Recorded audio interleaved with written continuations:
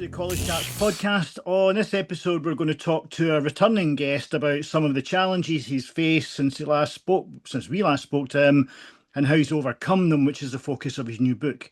But first, with the chaps, I'm George, and I'm joined by my co-host, who is to college football what Artemis 1 is to orbiting the moon. Oliver, how are you, my friend?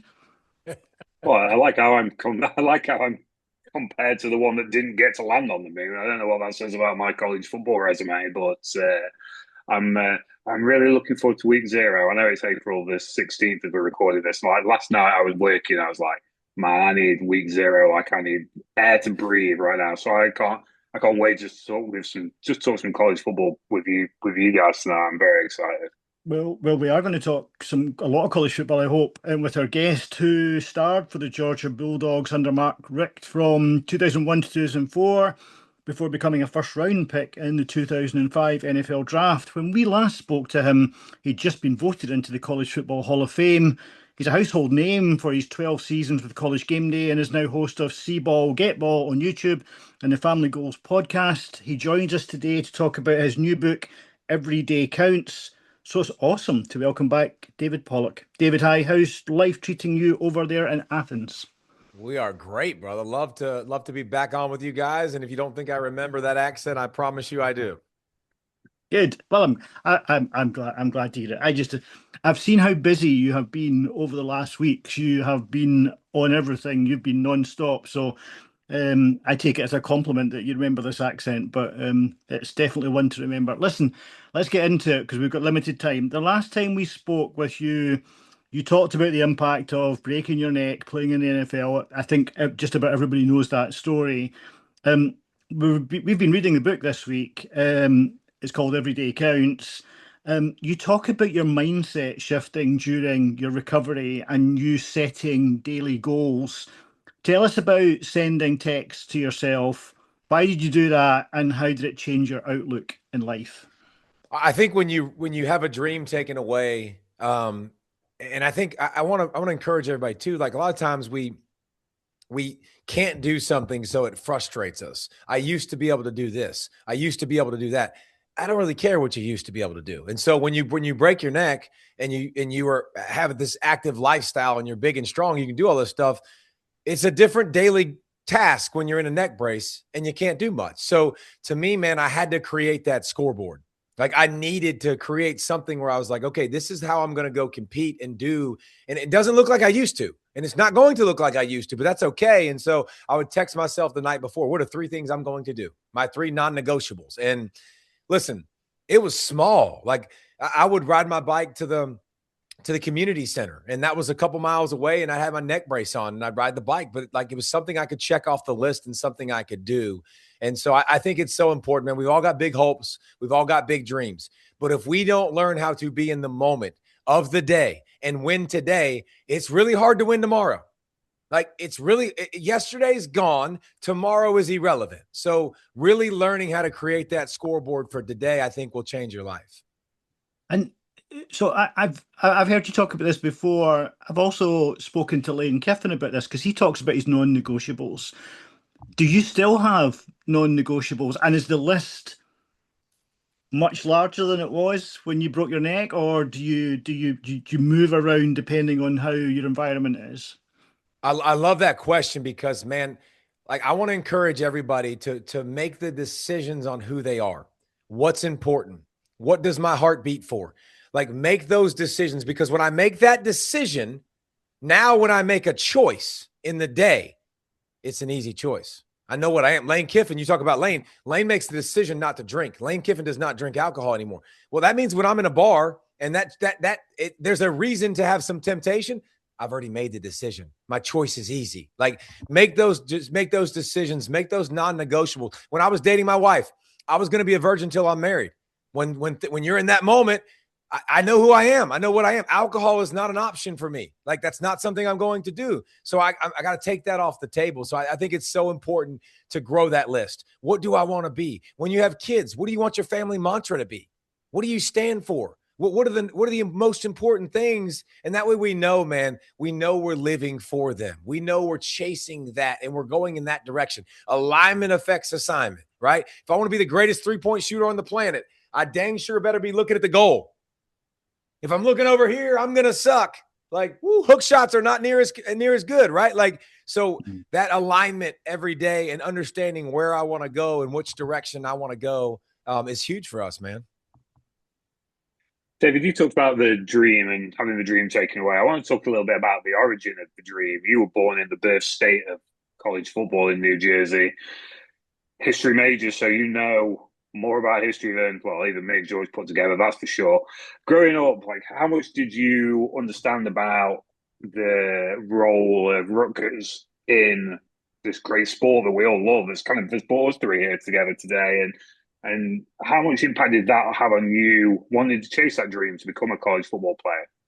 Well, my daddy always told me, he was like, hey, man, you're going to be a Scarlet Knight. And then when I was in Georgia, when I was pursuing football, I'm like, what the heck is a Scarlet Knight? He was like, Rutgers. And wrestling was big up north. So my dad was big on, wrestling as well. But he was a big Giants fan. So we watched the Giants and followed the Giants. That was kind of our big team that we cheered for. I remember, watching them play the Bills and missing the Bills choking away field goals. And so I remember a lot of that growing up. But football for me in the South is really when it took off, because it's more like a religion in the South, right? Like, it is everything you do all day, 24/7. Families go to games, grandparents, right? Sons, grandsons, right? Great grandsons. Sometimes they're all going and they're all sharing, and they're tailgating and eating food and drinking beverages that are hydrating them on an elite level, right? Like, so you're seeing all of this. I think it was more in the South that it was cultivated more than the North, but I do understand the history of football. And it was like, I knew at 4 years old, man, if you told me, Oliver, I would have told you I'm playing the NFL. Like, that's what I want to do. That's what I'm going to chase. That's what I'm going to go accomplish. You talked about your father and his influence there, and I love talking to current players and former players about the family influence on where they got to in the game, and how much of a strong influence has he been on his journey, on your journey, sorry, should I say, like, to where you are now? My dad and my mom was a huge part. They were all in. My dad was my coach. My mom was the team mom. They were on the presidents of the touchdown club and all that stuff. Like, they really showed me what it was like to love a family and to put your kids' wants and needs not ahead of everybody else's, but like, it was a priority. And my mama worked several jobs to make us a priority. Like, my daddy did not take jobs that he could have taken because he didn't want to travel and go all over the place, because we were really important, and he wanted to coach and he wanted to be a part of our lives. So my parents really showed me the gift of time, like time. We didn't have a lot of money, but we had a lot of time together. And it's one of the most important lessons they probably taught me growing up. And definitely something that I've adopted with my kids. I look up and I'm like, man, I thought I was nothing like my dad. And the older I get, Oliver, I'm like, crap. I'm more and more like him. I think that happens to us all. Talking about influences, David, it is clear from the book that you have been impacted by the number of coaches that you've had during your career, all the way from Coach Krieger to Coach Richt. And I guess this is maybe a slightly obvious question. I know that you coach high school football now, and I think you coach high school basketball, but what traits have you taken from these coaches that you've had over the years? And which coach do you think you most resemble now? Well, coaching is so awesome because just the word coach makes you think of something good usually. Like, it's someone that impacted you. A coach-player relationship, in order for that player to be successful, you need that coach. I need to listen. I need to grow. They challenge me. They're asking me to do things that are hard. How do I get their help? And so I think you have some natural authority, man. Coach Krieger sat me down. I will never forget, man, and it's in the book actually, but like, he sits me down. I got offers to Ohio State and Georgia and Florida. And he comes in as a new coach going into my senior year, and he sits down with me and he's like, hey, man, if we're going to win a state championship, I need you to be the hardest working player on this team. And I'm like, I'm your best player. Like, because I'm a cocky butthole, right? I'm like, I'm your best player. What is this dude doing? And then he turned on the tape and he was like, and he was showing me clips of me being lazy. And I was like, dang, he's right. And so that sparked a fire in me, man. Like I was like, all right, like let's go, let's rock and roll. And so coaches like that, coaches like Eddie Shaddix, who didn't let me quit when I wanted to quit, you know, as a sophomore, and my daddy, like I just told you, it's just such an awesome responsibility. It's an awesome word. I love to have the impact on these kids. You get 100 of them every year where we're at, like in football, and then I coach girls basketball. You didn't mention that, George, which is way harder than boys. Which is awesome, but it's just the impact you can have on all these folks. And are you a calm coach or are you a fiery coach? I'm calm. There's not a lot, George, that's going to get my heart rate up. Now I'm to the point and very a matter of fact. I'm not going to scream and yell, but I'm going to be I'm intense in an interview. I'm intense in life. Like that's always me. So I refuse to accept the standards like, oh, we're just going to kind of show up. Like, no, we're going to work. Like, we're going to show standards over feelings. I don't care how you feel. Like, I don't care about the emotions and all that stuff. Like, while we're here, we're going to work and we're going to try to grow. We're going to try to get better and try to teach them those habits that is there a better teacher in life than sport, man? Like winning because of someone else, losing because of someone else, discipline, toughness, work ethic, like all of these things, man, that we want to show these kids. So 20 years down the road, they're like, Coach, I appreciate it. I didn't like you at times, but I appreciate what you did. You touched on your recruitment a little bit there, David, and some of the teams that tried to get you away from Athens. You stayed in Georgia because of Lindsay. My understanding is you've called her the best recruiting tool that Georgia had at that time. Tell us a little bit about that whole process, the emotional roller coaster of the recruiting process when there is more than just football involved in that decision. Yeah, it's crazy because they want to show you all these great things and fun times, and you're like your head's spinning because you don't know what the heck to believe and what's real and what's not. But you know what was real? When I drove to Gainesville and Steve Spurrier had it rolling in Florida and it was 5.5 hours away from my baby doll, I'm like, what the heck? No. I can't get back to her. When I drove 45 minutes to Athens, I'm like, okay, I can handle this. So flew to Ohio. First time ever on a plane was when I visited Ohio State. Never been on an airplane. And I'll never forget, dog. We were on the runway and I was like, Mama, what's that white stuff? And she was like, that's snow. And I'm like, hell no, I'm out. Like, no, thank you. And then I get drafted by the Bengals 4 years later, which is just God's sense of humor. But yeah, my baby doll, love of my life. My only girlfriend I've ever had. You know, I wanted to be close. She was such a big part of my life and, you know, really taught me how to love and taught me how to, she was a big part of my faith and me coming to my faith. And so, yeah, Georgia had the best recruiting tool they could ever have. And that was Lindsey Hopkins. I've driven that road from Gainesville to Athens at night. And I tell you what, I wouldn't do that on a regular basis. It's a shocker. Honestly, people in Georgia drive like idiots. It's wild. Listen, we just drive efficiently, George. Yes, very quickly. Listen, we're not breaking any rules here. You are a very driven personality. You've seen that through your college career. We've seen that through your NFL career and into when you were at game day. You're a very driven type of guy. Want to talk about the book. You talk in the book about the 50-40-10 principle, which I think one of the coaches had kind of brought to you and you've implemented it. Tell us and our listeners what that principle is and how you use that in your daily life. Well, 50-40-10 is for everybody in every walk of life. In anything you want to go dream big and go to accomplish. Here's the good news, man. 50% of these people in the world, you can show up with a good attitude and you can outwork.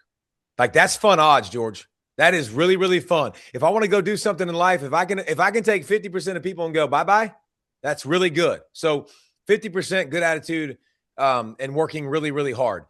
The next 40%, man, I can out detail. I can out organize. And so for me, that's football. I can watch more tape than other people. I can work out more. I can change my diet. I can stretch. So whatever field you're in, it's going to look differently than mine. But what are those scheduling things? What are those things I'm willing to do and take on to make me better at my craft? What are those things I'm going to go find in those little edges, man? Those little things that separate me from everyone else. So we got 90% of the people now. Now you're left with the 10. They've already done that.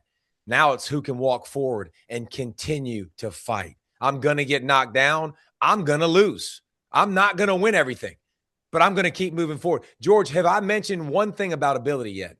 No. Not a dang thing. Mm-hmm. I ain't mentioned one thing about ability. Your ability is different. Everybody's got those different abilities. And that last 10%, you're going to be with people that are detailed, that are focused, that are driven, and they might have more ability than you. But can you keep fighting? Can you keep swinging? Can you have more endurance? That no just leads to the next yes. Like God said no, it says, or God said slow. Okay, slow to grow, baby. Slow to grow. But I'm just going to keep walking like the Terminator, baby. I'm going to keep walking forward and getting shot.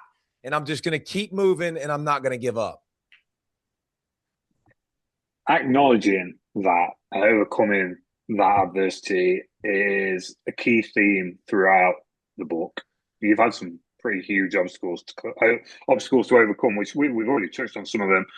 Some that we haven't. Lindsay's diagnosis, recovery, a major obstacle, and it's clear how much that woman means to you. So that obstacle, that adversity is I guess arguably the greatest one to have overcome.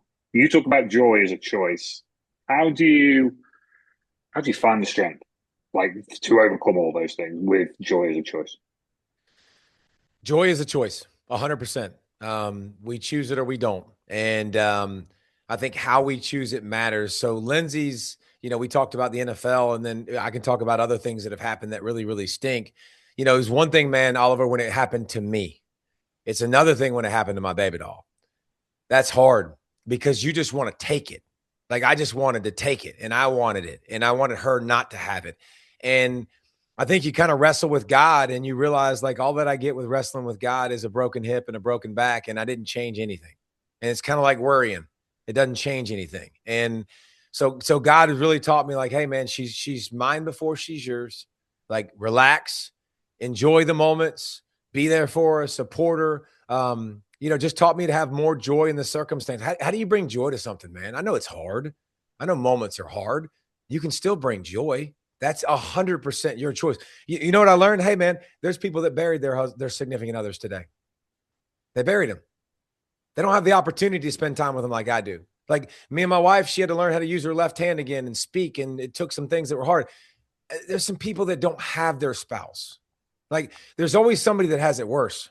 Always, man. And so I think that being grateful for where you're at and thankful for where you're at. I didn't say content, right? Like Oliver, I wasn't content with where we're at. How do we push the envelope? How do we continue to work? But also with the understanding, like we're here for a reason. Like I serve a God that is for me, not against me. I serve a God that has plans to prosper me and to make me successful, not to harm me. But there are some things that God can only show me by walking me through some very difficult times. Man, if you don't think this has opened my eyes to other people that are struggling, you're crazy. Like my level of compassion and empathy has gone from here to here to here to here. Like I can understand now, and God's given me a new place to talk from that. Like when somebody's going through something really, really, really hard, I'm like, I know. I've been there, dude. Like I know exactly what you're going through. Like here's what I can say that really helped us, understanding this, and this. And so nothing wasted. We're choosing joy every day. My baby doll's attitude fighting cancer, brain cancer has been insane. I mean, she looked at me one point, Oliver, and she was like, I know why God gave this to me. And I'm like, why? She said, because he knew I could handle it. And I'm like, whew. I mean, she said, some of my friends, this would have crushed. And I know I can handle this. And I'm like, well, I'm here with you. So we're gonna do this together. Man, that's an incredibly powerful statement. Thank you. David, talk to us a little bit about the work that you guys do with the Pollack Family Foundation. Yeah, man, we do some cool stuff with it, and it continues to evolve, year after year, just like with Lindsay's, cancer. Her ministry started now with girls going to get craniotomies. She's already walked 3 people through them and how to respond and what's going to be next. And so I do foresee a lot of stuff like that in the future for us. The medication my wife takes every day is so expensive. I mean, so expensive. And we had some insurance issues and have had some insurance issues. And I'm like, thank God we have the ability to pay for this. and it's really expensive, some people don't. Like, how do we find ways to go plug in? So I just say that because like it's evolving, right? Like we're going to continue to bless. And my favorite thing we do by far is the banquet of blessings. Every year, Sunday of Thanksgiving, we throw a feast. And we bring in the homeless in the surrounding areas, and we bring in the underserved, and we throw the biggest throwdown feast with the best food you have ever had in your life. And you walk through, Oliver, and everybody gets a brand new pair of wool socks and beanies and scarves and gloves because it's wintertime, right? Sleeping bags. Everybody gets to go and pick their coat out. They get to go pull it off the rack. We got it on the rack. You go to the next part, you're going to get your hair cut. Like, we're going to do it big. And we tell them, man, like, hey, we bought this for you. All of this is brand new because you matter. Like, you matter. And I know you've been through some hard times, and I know it's been difficult, but we got this because, like, you matter. We see you. We love you, and we want to do something special for you, and that's it. Like, we don't want anything in return, but we just want you to know you matter. Like, that's one of the programs we do. But we just try to find areas of needs, man, go plug in and go swing with some people that might have their backs, up against a wall that they just need a little help. And where can we've got? I was going to mention this at the end, but our listenership, our viewership is slightly skewed just now towards the US, surprisingly, David. So where can people find out about the foundation? You can go to PollackFamilyFoundation.com. You can go to DavidPollack.com. We have the all that stuff with our foundation on there, and you can see all the stuff we do. We share it on social media as well, but that's the website you can go to and plug in if you feel led to help. We would love it. If not, it's all good. We've been blessed with some awesome guests, of which we're really pleased that you've come back for a second time. That shows that you didn't hate the first time. But in terms of Georgia, we had Coach Dooley on a few years ago before he passed, and that was an amazing experience. And he talked so fondly about not just coaching in Athens, but then continuing to continue to live in Athens afterwards. And I know Coach Rick still stays there, and there's various different people associated with the university who continue to stay there. I think you stay in Athens. Is that correct? What is it that keeps you there? Why is Athens home? Coach Donan's there too, who was there obviously before Coach Rick. It's home. This is home, man. This is it's in the country. It's just such a great place. It's not a place that you really feel like you're not. And listen, Coach Rick got fired. Coach Donan got fired. Like, and they still choose to stay there. So I think it shows you, man. And we've built such a good group of friends and, just so many great memories here and so many great people that just, when we do our foundation stuff, they support us, man. Like, it's like having an army of people behind you that come in, and man, many hands make light work. You can do a lot of great things when you got a lot of great people behind you. And so too many great people to leave, too great of a spot to go anywhere else. And for the longest time, too great of a college football program. And I want to just end up talking a little bit about college football and the Georgia Bulldogs and the state of the SEC, because it's been a minute since the SEC was right at the very top of college football. Obviously, an SEC team hasn't won the national championship since Georgia won 2021 and 2022. Yep. It's not getting any easier. It's getting more competitive, more SEC games. What's your thoughts, David, on how the SEC gets back to what many on this podcast, George, believe is its rightful spot at the top of college football? Well, you got to realize what happened. The world changed, and your millionaire boosters are funny now because the billionaire boosters, Texas Tech immediately turns a roster around. You want to be Oregon. You want to be Indiana. You want to be Ohio State. You want to be Michigan. Like, they got so many boosters, so much money that they get to plug into and play. So the Big Ten has become coast to coast now with bringing in LA with USC and UCLA. And so the branding has gotten bigger. The money's gotten bigger. And the Big Ten's done a great job of hiring great coaches. So they've won the last 3 national championships. The Big Ten is the conference right now. Like, you can't tell me it's not. I get it. I'm an SEC guy. I understand what you're saying. But the proof is in the pudding, and they've won, and they've won at a high level. 3 different teams have won the national championship in 3 different years from the Big Ten. So the SEC, you got to continue to play this game. It's good to be in Texas too, by the way. Like, it's good to be, because that oil money is really, really good. But it's reinventing yourself, right? Like, SEC's taking a lot of pride in staying in the South and not being spread out all across the place. You added Texas and Missouri and kind of expanded a little bit. Like, is this something now that you start to expand more, where you got more TV markets, more money for everybody involved, which is not a bad thing. Like, more money, I guess, more money, more problems, but it's good. It's a good thing to get more money, but like, it definitely not going to help. You're right, Oliver, with a 9-game schedule. It's not smart, not good business. Like, shoot, last year Georgia's playing for the SEC championship game. I'm like, crap, I don't want them to play in the SEC championship game. What am I getting out of this? If I win, I clearly know last year everybody went 0-4. Now we have 2 years of data in the 12-team playoff where, off of a bye, teams are 1-7.